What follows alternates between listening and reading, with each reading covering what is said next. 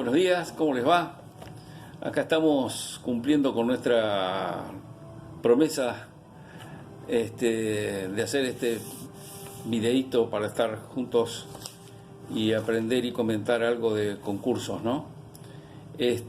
Bueno, habíamos quedado en que íbamos a hablar sobre el proceso de verificación de créditos.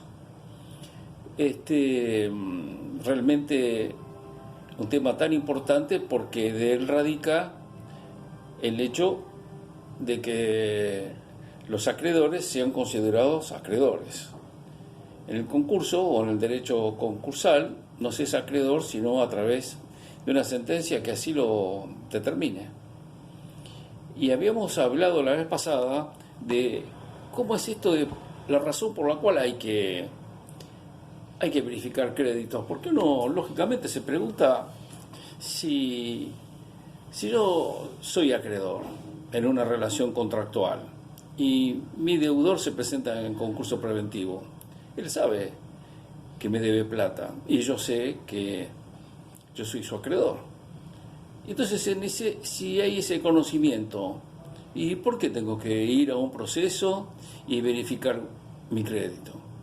Lo que pasa es que no nos olvidemos que una relación bilateral antes del concurso preventivo casualmente es una relación de uno a uno, es decir, Juancito con Andrés, Juancito con María, Juancito con la FIP, Juancito con el que sea.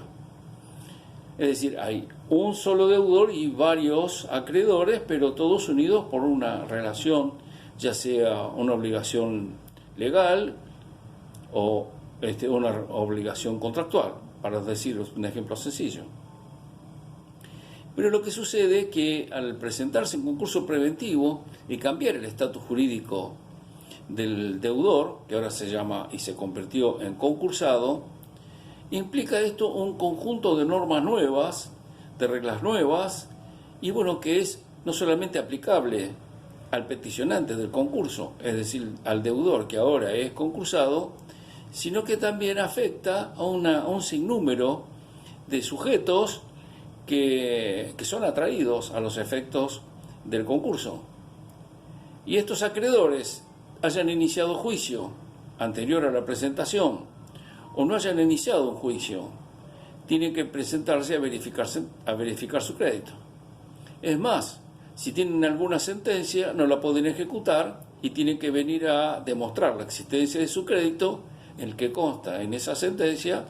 Y bueno, entonces la sentencia, certificada por el secretario del juzgado, será uno de los tantos elementos de prueba de los que intenta valerse el pretenso acreedor. ¿Se acuerdan ustedes que antes de ser acreedor, el peticionante de la solicitud jurídicamente se llama pretenso, porque pretende ser reconocido oficialmente como acreedor?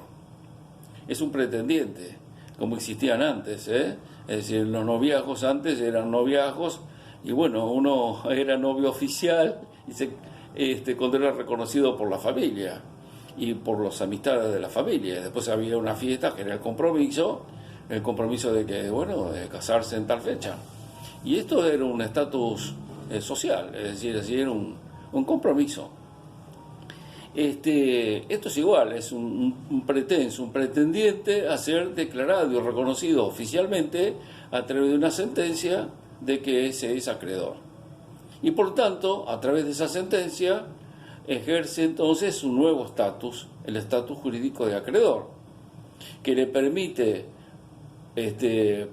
hacer todos los actos necesarios para defender su crédito, es decir, va a participar del ofrecimiento de acuerdos preventivos, es decir, los acuerdos y las propuestas de acuerdo que va a formular el concursado para cancelar las obligaciones que tiene con los acreedores, y estos tienen derecho a su vez el derecho a cobrar lo que se llama el dividendo, es decir, cobrar su crédito en las condiciones que haya sido homologado por el juez. Y así que fíjense que es muy importante. Además es tan importante el hecho de presentarse a verificar en tiempo porque la ley de concursos establece un plazo de prescripción para todos los créditos más allá de lo que diga el Código Civil, la ley de contrato de trabajo, etcétera, etcétera. Acá la ley establece un nuevo plazo de prescripción, es decir, los que no se presentaron a verificar en el concurso y quedan excluidos si pasa el tiempo que establece la ley, que después lo vamos a comentar. También otra particularidad es que todos los acreedores se tienen que presentar. ¿Quiénes son todos? Bueno, casualmente, tanto sean quirografarios como privilegiados. Hay un error, un concepto equivocado, es decir, bueno, si yo soy acreedor hipotecario y tengo reconocido con una hipoteca la existencia de mi crédito y tengo una escritura y está inscrita en el registro de la propiedad de inmueble, entonces ¿para qué tengo que verificar el crédito? Si ya está establecido mi condición de acreedor. Bueno, casualmente, vuelvo a repetir el concepto, no se es acreedor hasta el momento de obtener una sentencia favorable. Por lo tanto, quirografarios o privilegiados, de lo que sea, el hecho es que sea privilegiado, bueno, tendrán que verificar su crédito. Y claro, ¿se acuerdan ustedes que hay un concepto muy importante con la fecha de presentación de la solicitud del concurso preventivo? Esta fecha de presentación importaba muchísimo, importaba para el 10, importaba para la suspensión de los intereses, importaba, y ahora en este caso, porque divide a los acreedores. Es un concepto importante a tener en cuenta. Divide a los acreedores. Los acreedores que son atraídos al concurso y que por tanto tienen que verificar su crédito son aquellos nacidos por causa a título anterior a la fecha de presentación del concurso. Y es así entonces que estos acreedores se llaman acreedores concursales. Los acreedores que tienen su crédito nacido con posterioridad a la fecha de presentación de la solicitud en concurso preventivo se llaman acreedores post-concursales. Y estos no son atraídos al concurso y por tanto no tienen obligación de verificar su crédito, sino que, bueno, tendrán todos los elementos comunes, intimación, juicio, embargo, secuestro, remate, etcétera, etcétera, para cobrar su crédito. Por lo tanto, estos términos que están establecidos en esto que se denomina proceso de verificación son importantes. Comienzan con el 32 y son poquitos artículos. Fíjense que siempre les recuerdo a ustedes que tenemos que tener la ley y fíjense que es hasta el 38. También otro concepto importante que vuelvo a reiterar es que nuestra ley de concursos y quiebras está dividida en dos partes, ¿no? Una ley, digamos así, una parte de fondo que habla propiamente del derecho concursal y otra parte que habla de las reglas procesales. Y estas reglas procesales es nuestro código de procedimientos, por decirlo así, en este juicio. Por lo tanto, es que no aplicamos el código de procedimientos civil y comercial, sino que tenemos que aplicar estas reglas procesales.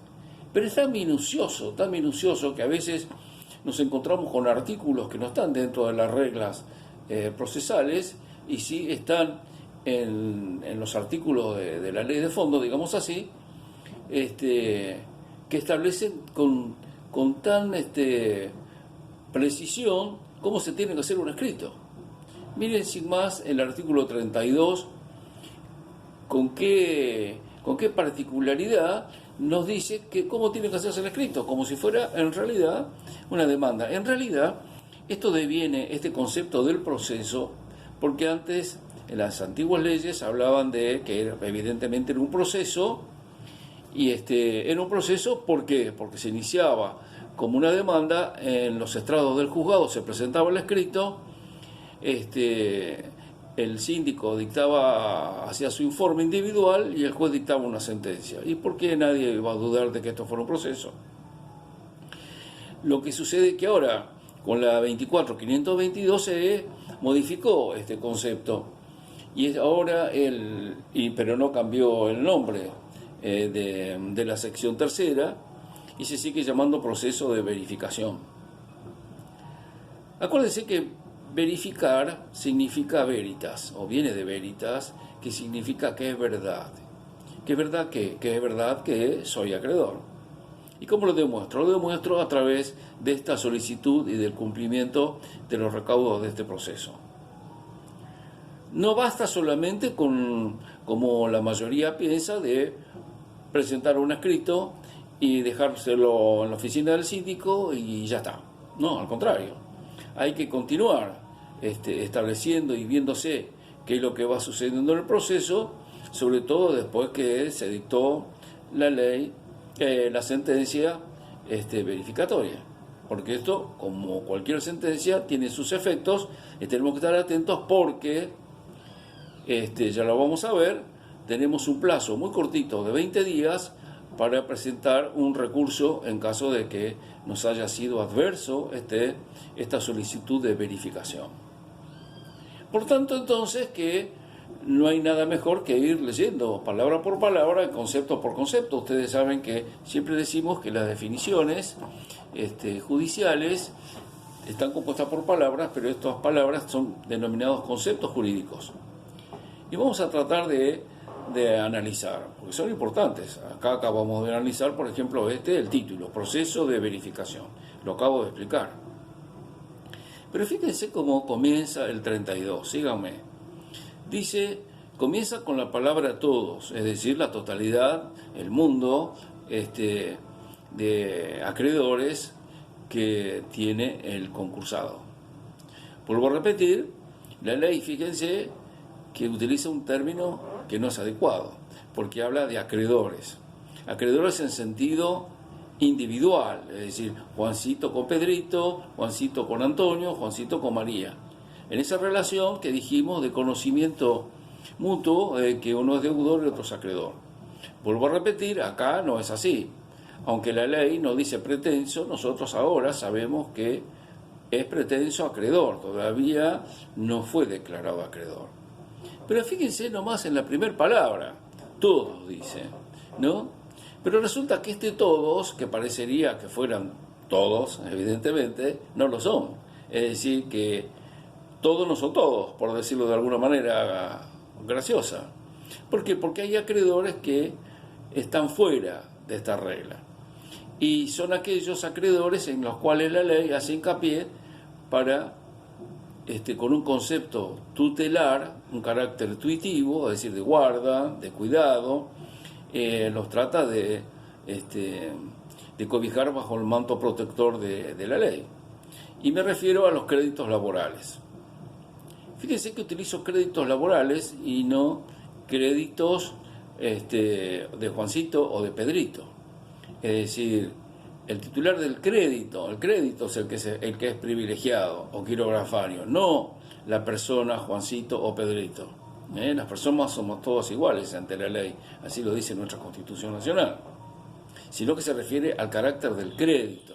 Y el crédito podrá ser quirografario o podrá ser privilegiado. Entonces, los créditos que son reconocidos de carácter alimentario, que son el sustento que tiene el trabajador, tienen un procedimiento distinto y están exentos del proceso de verificación, porque tienen un derecho del pronto pago. Ya lo habíamos hablado, les mandé un artículo, tienen la ley que les recomendé y tienen todo el material que les enviamos también. Así que ahí está bien clarito cómo es el tema. Espero que los hayan leído al artículo que les mandé, porque la verdad que es muy completo. Bueno, entonces, estábamos en que el término todos no es todos, porque hay algunos acreedores que no tienen que verificar en este caso. Y eso sí, que dijimos recién que son solamente, no todos, sino los que tienen su causa o título anterior a la presentación. Mire que dice causa o título anterior a la presentación, aunque la fecha de vencimiento de la obligación se produzca con posterioridad a la presentación en concurso. No importa que el cheque se venza dentro de un año y ahora se presente en concurso. Lo que importa es que el cheque se haya librado con fecha anterior a la presentación.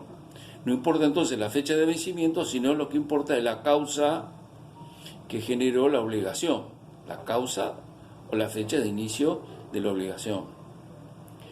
Por eso dice todos los acreedores por causa o título anterior a la presentación y sus garantes deben formular su petición al síndico.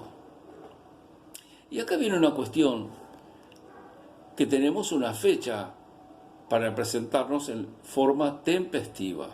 Tempes significa tiempo, es decir, dentro del tiempo oportuno.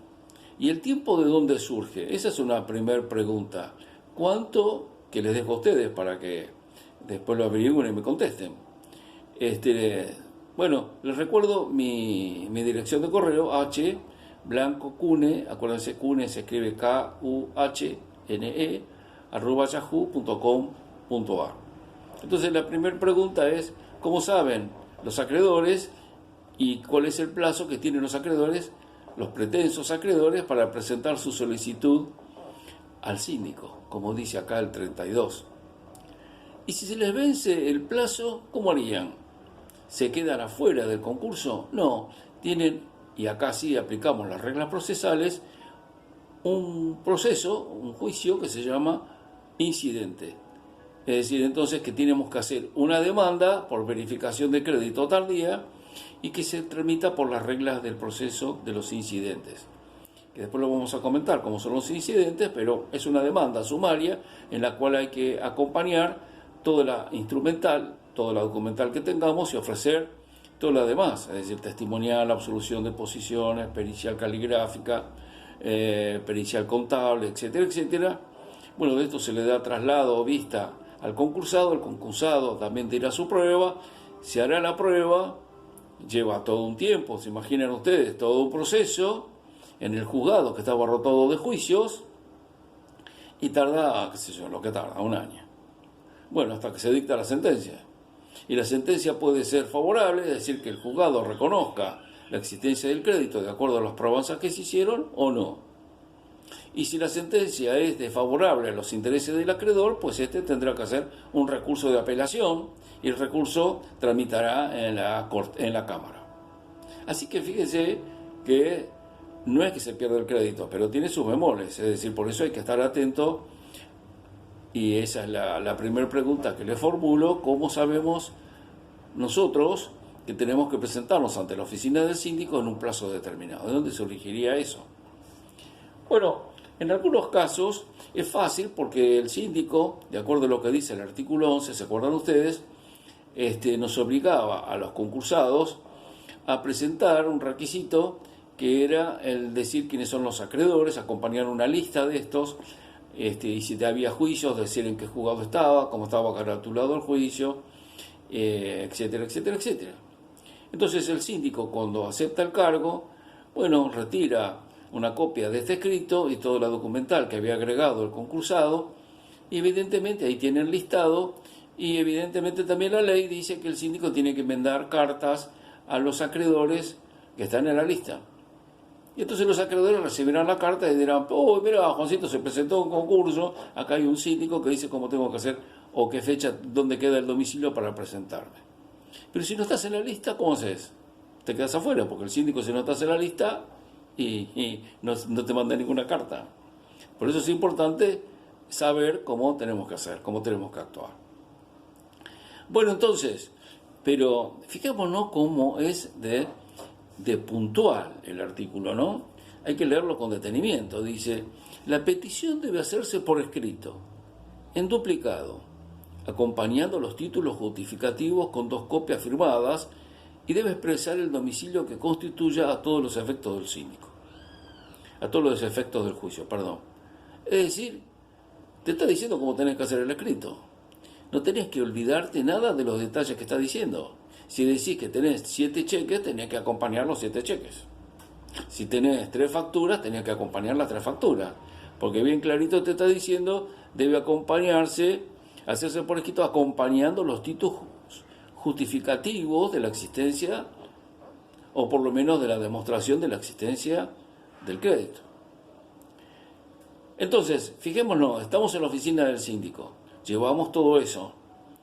Y además, dice, el síndico devolverá los títulos originales y les pondrá un sello, evidentemente que Esto es para evitar que se presenten dos veces el mismo crédito por distintos acreedores al verificar el crédito, ¿no? Porque acá somos todos vivos. Entonces, dice que el síndico devuelve los títulos originales dejándole yo constancia del pedido de verificación y su fecha. También nos devuelve una copia que queda para nosotros de la constancia de que presentamos la solicitud de verificación. Bueno, hasta ahí está todo fenómeno, bastante clarito. El hecho que el artículo tiene sus cosas también y tenemos que demostrar 3 condiciones que nos exige. Tenemos que indicar el monto, la causa y el privilegio. Entonces, bueno, seguimos en otro video porque se nos acabó el tiempo. Hasta luego.